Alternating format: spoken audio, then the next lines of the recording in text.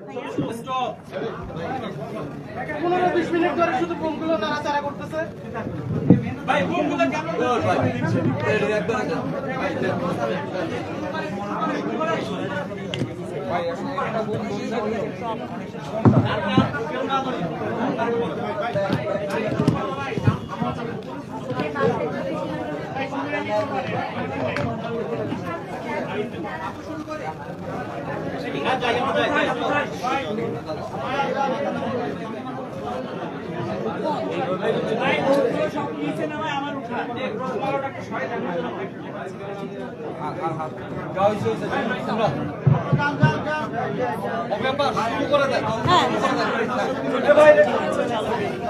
সাউন্ডটা কমলে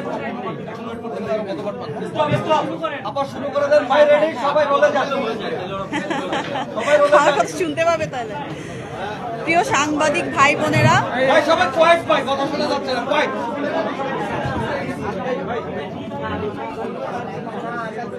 একটু কোয়াইট হলে বেটার হয়, অনেক নয়েজ।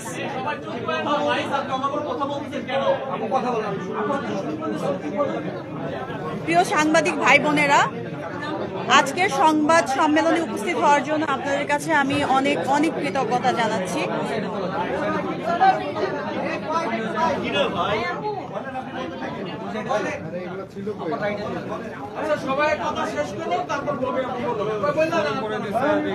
সাউন্ড ইয়ে হবে না, ক্লিয়ার হবে না।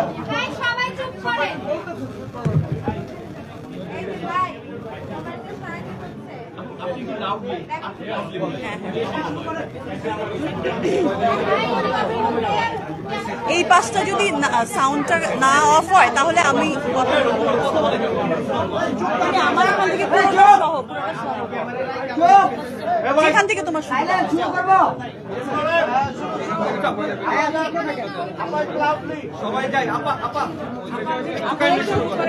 আমি স্টার্ট করি।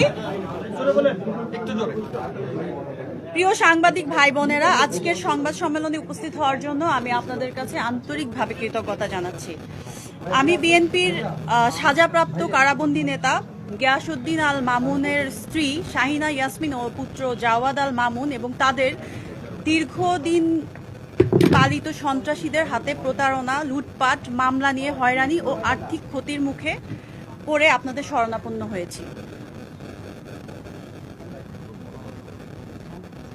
সৎভাবে জীবনযাপন অব্যাহত রেখে আর্থিক সচ্ছলতার আশায় আমি গুলশানে পূর্ব থেকে চলমান ভুবন নামের একটি রেস্টুরেন্ট ক্রয় করি। ঠিকানা ওয়াইএন সেন্টার, বাড়ি নং 6A, ব্লক এ, রোড নং 113, গুলশান 2। রেস্টুরেন্টে অপারেশন পার্টনার হিসেবে আছেন আমার পূর্ব পরিচিত মির্জা বাশার। ভুবন রেস্টুরেন্টের মালিক জনাব আমানের সঙ্গে তার রেস্টুরেন্টের সব আসবাবপত্র, ইন্টেরিয়ার, টোটাল ইনভেন্টারি 55 লাখ টাকা মূল্য দরে একটি চুক্তি হয়। একই সময়ে ভুবনের বিল্ডিং এর মালিকের স্ত্রী শাহিনা ইয়াসমিন ও তার ছেলে সঙ্গে ভুবন রেস্টুরেন্টের মালিক সহ আলোচনা করি। তখন শাহিনা ইয়াসমিন আমাকে ভাড়া নিতে উৎসাহিত করেন এবং চলমান রেস্টুরেন্টের হস্তান্তর করলে তারা পরবর্তী সময়ে আমাদের নামে নতুন চুক্তিপত্র করে দিবেন বলে প্রতিশ্রুতি দেন। তাদের প্রতিশ্রুতির পর আমরা আমানকে 15 লাখ টাকা প্রদান করি, 15 লাখ টাকা প্রদান করি। টাকা পাওয়ার পর দিন আমানের সঙ্গে আমাদের চুক্তি হয়। চুক্তি অনুযায়ী তাদের 2টি চেকও প্রদান করি। গত এপ্রিল মাসে আমান আমাদের কাছে রেস্টুরেন্ট হস্তান্তর করেন। আমরা এপ্রিল থেকে রেস্টুরেন্টের ভাড়া প্রতি মাসে 2.5 লাখ ও বিদ্যুৎ বিল সহ অন্যান্য খরচ পরিশোধ করি। ভুবনের মালিক আমাদের নামে ভাড়া জমা দিয়ে রসিদও আমাদের নামে দিয়ে দেন। রেস্টুরেন্টে ওঠার পর আমরা ডেকোরেশন পরিবর্তনের কাজ শুরু করি, যাতে 1 মাস সময় লাগে। ডেকোরেশনে প্রায় 50 লাখ টাকা খরচ হয়। এই পর্যায়ে আমরা রেস্টুরেন্টে পরীক্ষামূলকভাবে স্টার্ট করি এবং ট্রেড লাইসেন্স করার জন্য আমরা ভবনের মালিক শাহিনা ইয়াসমিন ও তার পুত্র চুক্তিপত্র, ফায়ার সেফটি ও বাণিজ্যিক অনুমতির প্রয়োজনীয় কাগজপত্র দেওয়ার অনুরোধ করি। প্রিয় ভাই বোনেরা, আমরা যখন ট্রেড লাইসেন্স করতে এসব কাগজপত্র চেয়েছি তখন হঠাৎ করেই পূর্বের রেস্টুরেন্ট মালিক আমান এবং এখনকার যে ভবন মালিক শাহিনা ইয়াসমিন, জাওয়াদ, ভবনের দায়িত্বে থাকা জয়, সাকিব সহ অন্য দায়িত্বপ্রাপ্ত ব্যক্তিরা আমাদের হয়রানি শুরু করেন। প্রথমে আমান তাকে পরিশোধ করা হয় 15 লাখ টাকার বিষয়ে অস্বীকার করেন। যদিও তিনি 15 লাখ টাকা ক্যাশ বুঝে নিয়ে চাবি হস্তান্তর করেন। অন্যদিকে শাহিনা ও জাওয়াদের নির্দেশে ভবনের দায়িত্বে থাকা কর্মচারী জয়, সাকিব, হারুন ও তাদের সহযোগীরা বারবার আমাদের রেস্টুরেন্টের বিদ্যুৎ লাইন বন্ধ করে দিয়ে আমাদেরকে হয়রানি শুরু করেন।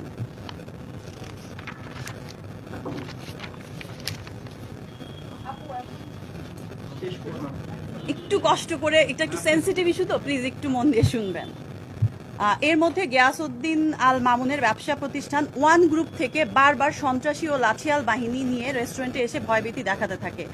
গুলশানের মতো জায়গায় এমন সন্ত্রাসী কর্মকাণ্ড করছে দেখে আমি একটু ভীত হয়ে যাই এবং এরা আসলে কাদের লোক তা জানার চেষ্টা করি। তখনই আমরা প্রথম জানতে পারি শাহিনা ইসলাম বিএনপি নেতা গিয়াসউদ্দিন আল মামুনের স্ত্রী এবং এই ভবনের মালিক গিয়াসউদ্দিন আল মামুন নিজেই। এটা আমরা আগে জানতাম না। আমরা জানি একজন মহিলা এটা চালাচ্ছেন এবং তার আন্ডারে জয়, সাকিব এরা এজিএম, জিএম হিসেবে ওরা কাজ করছে। তো উনি যখন ফোনে কথা বলতেন আমার ছেলের মতো, আমার কর্মচারী বাট আমার ছেলের মতো, ওদের সাথে কথা বলেই হবে, টাকা নিয়ে রিসিট দিলেই হবে।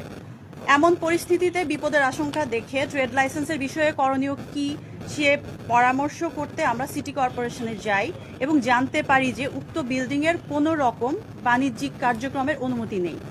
এজন্য গত ফেব্রুয়ারি মাসে বেইলি রোডে রেস্টুরেন্টে আগুন লাগার পর এই বিল্ডিংয়ের সিলগালা করে দেওয়া হয়। পরে শাহিনা বেগম 3 মাসের মধ্যে বাণিজ্যিক কার্যক্রম সরিয়ে ফেলা লিখিত প্রতিশ্রুতি দিয়ে বিল্ডিং খোলেন। এই ঘটনার পর আমরা বুঝতে পারি যে আমান, শাহিনা ও জাওয়াদ মিলে আমাদের সঙ্গে এক ভয়াবহ প্রতারণা করেছেন। তারা অবৈধ রেস্টুরেন্ট বাঁচাতে না পারার ভয়ে বিক্রি করে টাকা তুলে নেওয়ার ফাঁদ পাতেন। সেই ফাঁদে আমাদের ফেলা হয়েছে। বাণিজ্যিক কোনো অনুমতি না থাকার পরও মাত্র 3 মাসের লিখিত প্রতিশ্রুতি দিয়ে এসে আমাদের প্রায় 80 লাখ টাকা বিনিয়োগ করিয়েছেন এবং তারা আমাদের থেকে ভাড়াও নিচ্ছেন। তারা ধারণা করেছিল আমরা বৈধ কোনো কাগজপত্র চাইব না। সিলগালা হওয়া ভবনটি এখনও আগের মতোই সব বাণিজ্যিক কার্যক্রম অব্যাহত রেখেছে। এর মধ্যে পার্কিংয়ের স্থানে ল্যাভেন্ডার, বাসমতি নামের 2টো বাণিজ্যিক শপ সহ 3টি বাণিজ্যিক প্রতিষ্ঠান চলছে।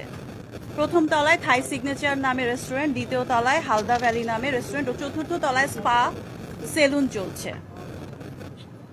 যেহেতু আমরা ভবনের বৈধ কাগজপত্র দাবি করেছি সে কারণে তারা আমাদের এখান থেকে উচ্ছেদের চেষ্টা শুরু করে। বিভিন্ন মাধ্যমে তারা আমাদের হুমকি দিতে থাকে যে এই ভবনে তোমরা ব্যবসা করতে পারবে না এবং তোমাদেরকে ব্যবসা করতে দেওয়া হবে না। সর্বশেষ গত 22 জুন রাতে 11টায় আমরা রেস্টুরেন্ট বন্ধ করে বেরিয়ে যাই। 23 তারিখ সকালে রেস্টুরেন্টের কর্মচারী গেলে নিরাপত্তা কর্মী সহ অন্যরা তাদের ঢুকতে বাধা দেয়।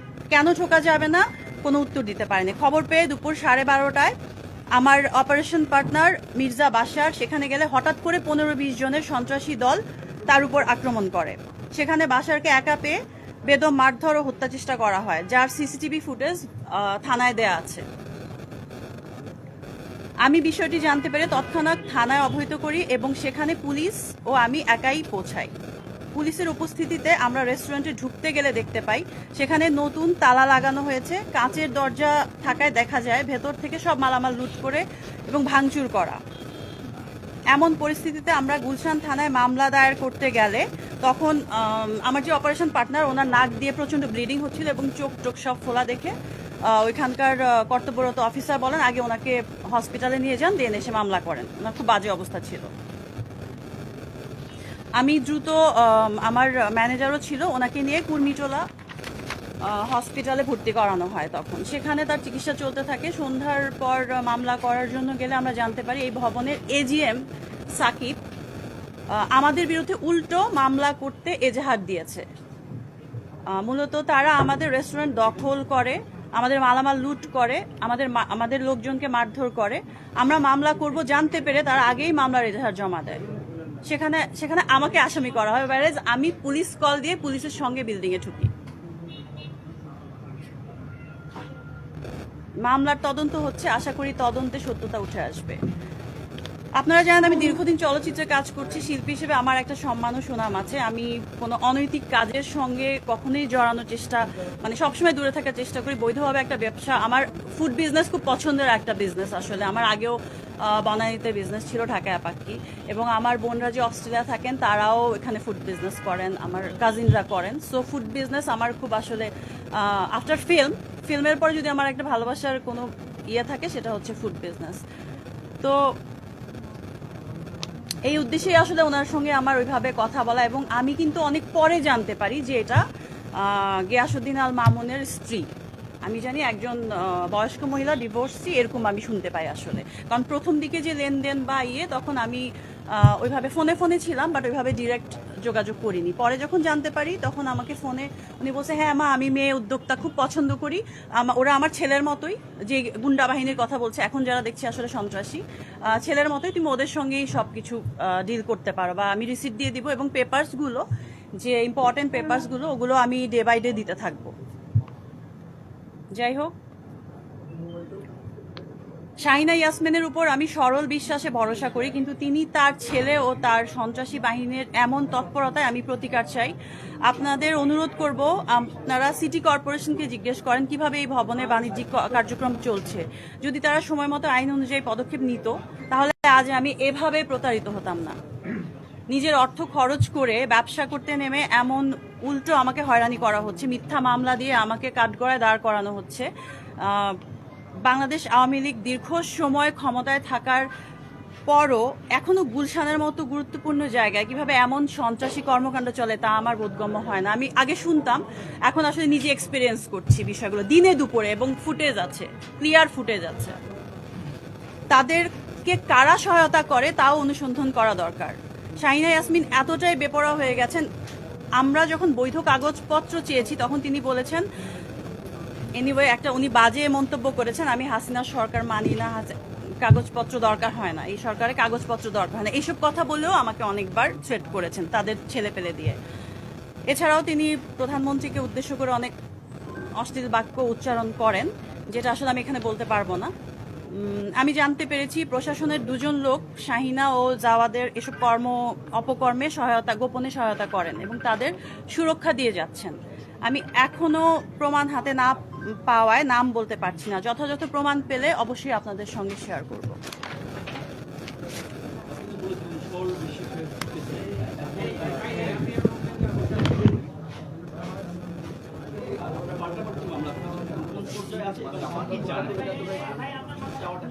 যেটা সত্য, যেটা ফ্যাক্ট আসলে সেটা সকলের সামনে আসা উচিত। যেমন আমি কিন্তু এই যে আজকে আমি আপনাদের সবার সামনে এটা আমি এইভাবে করতে চাইনি, আমি সুন্দর করে উদ্বোধন করতে চেয়েছি এবং বলতে চেয়েছি, এবং ওই বিল্ডিং এর মালিককে এবং কে এটার সঙ্গে জড়িত ওইটা নিয়ে আসলে আমার কোনো মাথা ব্যথা ছিল না। যখন আমি এইভাবে সাফারার এবং প্রতারিত এবং আমার টাকা পয়সা নিয়ে নেওয়ার পরে তারপরে বলছি যে না, এখানে বিজনেস করা যাবে না, এটা তো মগের মুল্লুক না আসলে, 2-2.5 মাস 3 মাসের মধ্যে, এবং আমার অনেক টাকা ইনভেস্টেড এখানে।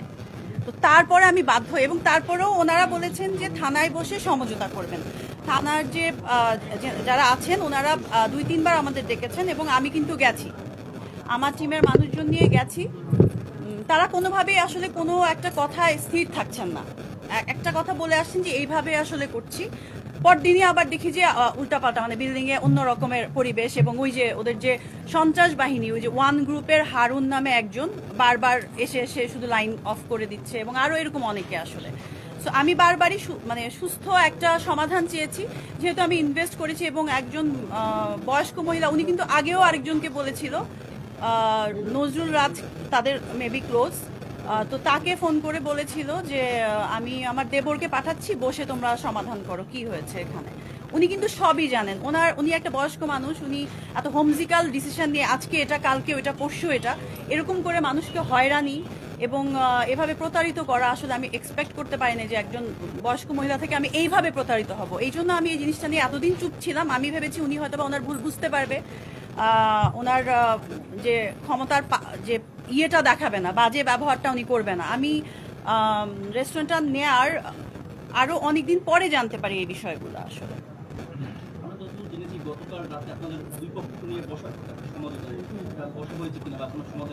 না, ওনারা আসলে সমাধানের দিকে, ওনারা ভাবছে যে এক হচ্ছে ইয়ামিন হক ববি একজন চিত্রনায়িকা হওয়া একটা পাপ নাকি আমি জানি না, যে তার আসলে এমন কিছু নিউজ উল্টাপাল্টা করাবে বা এমন কিছু লোক দিয়ে থ্রেট দেওয়াবে, সো দ্যাট আমি যেহেতু একজন চিত্রনায়িকা, আমি আমার ইমেজ বাঁচানোর জন্য আমি অন্যায়ের বিরুদ্ধে প্রতিবাদ করব না বা করতে আসবো না, যেহেতু আমি এতদিন ধরে চাচ্ছিলাম যে এটা সুন্দর একটা সমাধান হোক।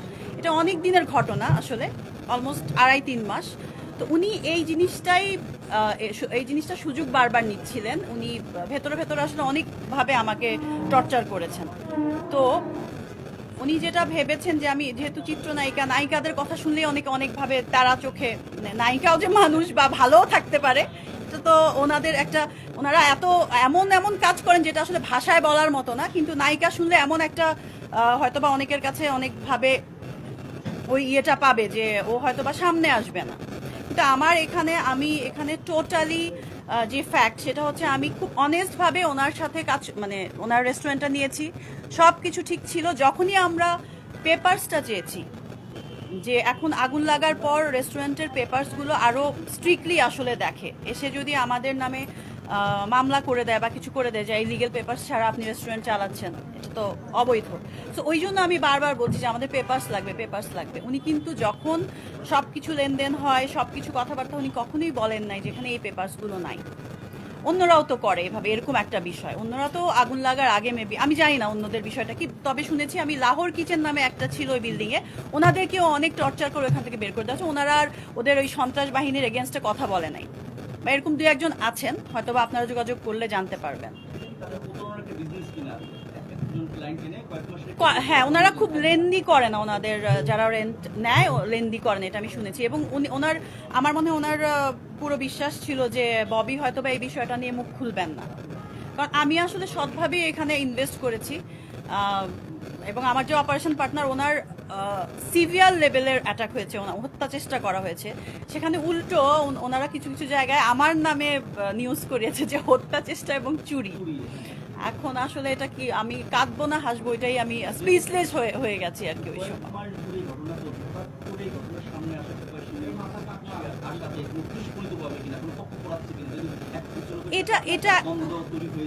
এটা একটা হতে পারে, কারণ হ্যাঁ, আমি একজনের নামও আমি রাব্বা নিজে, হ্যাঁ, উনি খুব বাজে নিউজ করলো আমার সাথে কোনো যোগাযোগ না করে কিছু করে। উনি কয়েকদিন আগে স্বপ্নর একটা ইয়ে করতে বলেছে আমাকে, একটা ভিডিও বাইট দিতে বলেছে না বাজার, আমি বলেছি এগুলো তো আমি করি না আসলে। হ্যাঁ, আমি আমার জায়গাটা একটু ফিল্ম ওরিয়েন্টেড রাখতে চাই, সব জায়গায় অ্যাভেলেবেল হতে চাই না। তো আমি একটা সুস্থভাবে বিজনেস করতে এসেছি। ওনারা হয়তো বা হ্যাঁ টোটালি এই পয়েন্টটা আমি কাউন্ট করছি, কারণ ওনার ইয়ে থেকেই প্রথমে আসছে। তো এই বাজে জিনিসটাকে এইভাবে ওনারা ইউজ করতে যাচ্ছে আমার মনে হয়। আমার ওইটা ইয়ে করা আছে, আমার যে অপারেশন পার্টনার আছে ওনার কাছে ডিটেল আছে, বাট সোফার 75 লাখ, সব কিছু মিলিয়ে।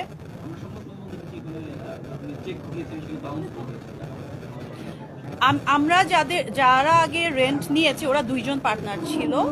তো একজন পার্টনার আমাদের থেকে 15 লাখ টাকা নিয়েছে, তখনই আরেকজন পার্টনার, ওনাদের চিটং থাকে, কাবু ভাই না কি যেন নাম, ওনারা ভয়েস রেকর্ড আছে। উনি বলেছে আপনারা ভুল করলেন ওর হাতে টাকা দিয়ে, কারণ ইনভেস্টর আমি ছিলাম। ও তো বাড়িওয়ালার কাছে আসলে অনেক টাকা বাকি রেখেছে, অনেক কিছু বাকি রেখেছে, এই জন্য বাড়িওয়ালার সাথে ওনার প্রবলেম ছিল। অ্যাকচুয়ালি ভুবন রেস্টুরেন্টের যে মালিক ছিল ওনারা 2 জন, একজনই অপারেশন পার্টনার ছিল, আরেকজন ইনভেস্টর ছিল। আমরা যখন টাকা দিয়েছি ইনভেস্টরকে, অপারেশন পার্টনার টাকা দেয়নি, ওদের মধ্যে দ্বন্দ্ব শুরু হয়েছে। এই জিনিসটাকে পুঁজি করে আসলে ভবনের মালিক এবং ওরা মিলে, ওদের যেহেতু টাকা পয়সার লেনদেনটা হয়ে গেছে, ওদের কিছু বাকি ছিল এবং ওদেরও পাওনা ছিল ওদের কাছে। সো আসলে নতুন কাউকে এইভাবে নিয়ে টাকাটা নেওয়ার একটা ফন্দি ছিল। এখন আমার এটা ফিল হচ্ছে, আগে তো আমি এটা বুঝতে পারি না আসলে বিষয়টা। ওই যে 15 লাখ এবং 10 লাখ টাকা যে চেকের কথা আপনি প্রশ্ন করছিলেন, তাদের দাবিগুলো দিয়ে যে এই চেক দুটি আসলে তখন আমরা চেকটা ইয়ে করি, কারণ হচ্ছে এটা ক্লিয়ার না হওয়া পর্যন্ত আমি একজনের ইয়েতে টাকাটা দিতে পারবো না। ঠিক আছে, দুটো কি আসলে অডিট করে কিনা বা ডিসঅনার হয়েছে কিনা, তারা বলছিলেন যে তারা টাকাটি হাতে পায়নি। টাকা 15 লাখ ওরা পেয়েছে, আর বাকি 40 লাখ চেক দেওয়া আছে। আমি জানি না, বিকজ আমি যেন সামনে না আসি এবং আমি যেন কথা না বলি, আমি যেন এমনি চলে যাই। আমার যত লস হয়েছে, যা হয়েছে এগুলো নিয়ে, এবং এই যারা সন্ত্রাস করেছে ওইখানে, যারা ওই সিসিটিভি ফুটেজ আছে সব আছে, ওইটার জন্য, ওইটা ধামাচাপা দেওয়ার জন্য। যেহেতু যখনই কেউ শুনবে চিত্রনায়িকা, সবাই ভাববে একটা সেন্সিটিভ ইস্যু। সো আমি যেহেতু সবসময় আসলে অনেস্টলি চলার চেষ্টা করেছি এবং কোনো বিবাদে বা কোনো কিছুতে যাওয়ার যেহেতু আমি এমন একটা ফ্যামিলি ব্যাকগ্রাউন্ড বিলং করি, আসলে ওনারা এটাতে ইউজ টু না যে ভাইরাল হবো, এবং ভাইরাল আমি কখনোই হতে চাই না কোনো বিষয় নিয়ে। আমি শুধু আমার ফিল্মে ভালো ভালো কাজ করে দর্শকের মনে এবং আপনাদের সঙ্গে থাকতে চেয়েছি। ভাইরাল হওয়াটা আমার মনে হয় যে যারা ইনসিকিউর বা যাদের ভাইরাল জিনিসটা আমি কখনোই পছন্দ করি না আসলে। ওইটা তদন্ত চলছে। আপনার কাছে আমার প্রশ্ন হচ্ছে যে এত কিছুর মাঝে আপনার বিয়ের একটা খবর গতকাল ও আচ্ছা, এটা গণমাধ্যমে এসেছে, সেই বিষয়টি একটু ক্লিয়ার করেন যে একজন ব্যবসায়ীকে বিয়ে করেছেন এই হ্যাঁ, বিষয়টি হ্যাঁ, কি আছে? হ্যাঁ, আমি বিয়ে করেছি আমি জানি না, এবং কোন ব্যবসায়ী সেটা তো আরো চিনি না। আমি তো এটাই বলছি, যেহেতু আমি চিত্রনায়িকা, আমার এগেনস্টে উল্টাপাল্টা নিউজটা দেয়া এবং মানুষের জন্য এটা এন্টারটেইনিং একটা বিষয়। তো এই জিনিসটাই তারা হাতিয়ার করেছে যে উনি হয়তোবা ওনার ইমেজের জন্য উল্টাপাল্টা নিউজ করে দিব, উনি সামনে আসবেন না, মূল যে ফ্যাক্ট সেটা নিয়ে আমি সামনে কথা বলবো না। এবং ওনারা কিন্তু বারবারই বলেছে আমরা অমুক দিন বসছি সলভ করে দিচ্ছি, প্রবলেমটা সলভ করে দিচ্ছি, একে ফোন দিচ্ছি ওকে ফোন দিচ্ছি, এবং অনেক ফোন আসছে আমার কাছে।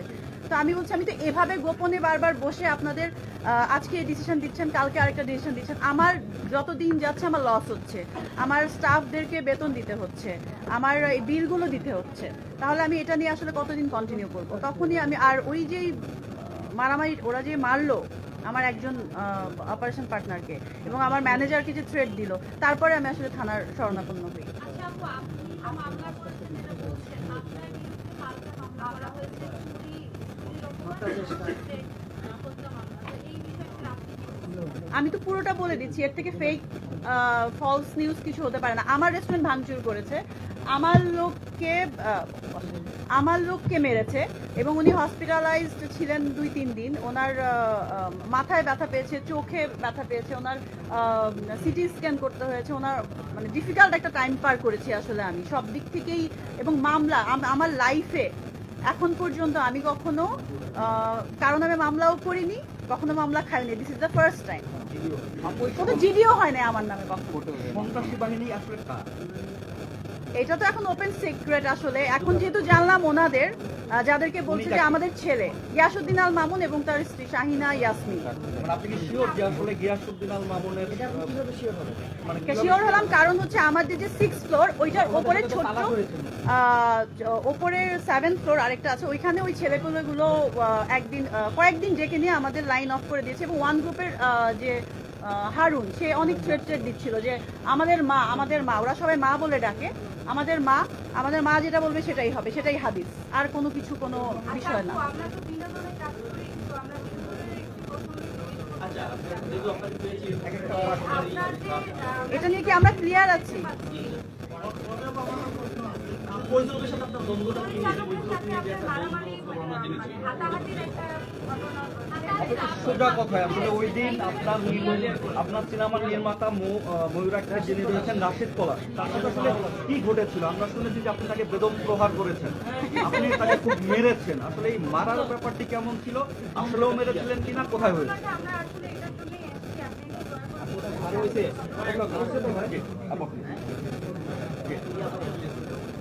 এটা আসলে প্রডিউসাররা আসছেন, ওরা অন দ্য ওয়ে, ওরা এসে ওদের সঙ্গে বসে আসলে কথা বলতে হবে। কারণ ওনাদের বাসায় প্রডিউসার যিনি, 2জন মহিলা এবং একজন ভাই, ওনাদের বাসায় আরো লোকজন ছিল, ওনাদের সামনেই কথা হয়েছে। এবং যেহেতু ওনারা বিভিন্ন সময় বিভিন্নভাবে আমাদের যে রাশেদ পলাশ, তার সঙ্গে যেগুলো কথা হয়েছে ওগুলো কোনো কিছু উনি যেভাবে কথা দিয়েছে সেভাবে কাজ করতে পারেনি, তাদের সঙ্গে প্রবলেম হয়েছে। এবং আমি পরে জানতে পারি যে আমার নাম নিয়ে অনেকবার উনি তাদের কাছ থেকে টাকা নিয়েছেন, ওয়ারেজ আমি আমার নিজের পেমেন্টই এখনো পুরোটা পাইনি।